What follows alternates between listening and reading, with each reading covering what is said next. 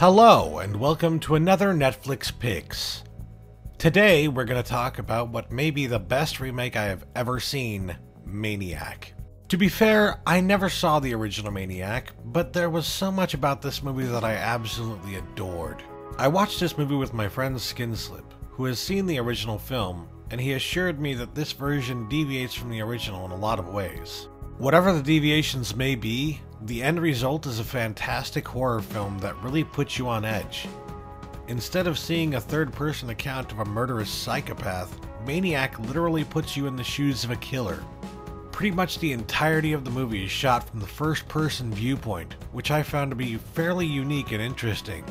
I don't believe I've ever seen a horror movie shot entirely from the perspective of the killer. As a matter of fact, the closest thing that comes to mind is American Psycho, another excellent horror film.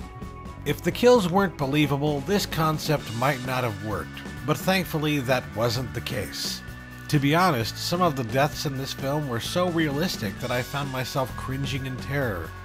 The special effects in this movie were very well done at most times, although a few instances of CGI were perhaps a little hasty. Elijah Wood plays our killer, and that might seem a little odd at first, but trust me when I say that he was the perfect choice. Wood just has a way of pulling off the creep factor that makes him the perfect actor for this role. Most of the time, we're only hearing his voice and not actually seeing his face, so it's incredibly important that he works well as a voice actor, and I can confirm that he was absolutely excellent. Although this was by no means a perfect horror film, it was honestly one of the most unique and interesting that I have seen in a long time. The score was also absolutely magnificent, pulling inspiration from the synth-based scores of 80s horror films. There was never a moment during this film where I had to stop myself and ask whether or not something was motivated, and that is a rare treat when it comes to horror movies.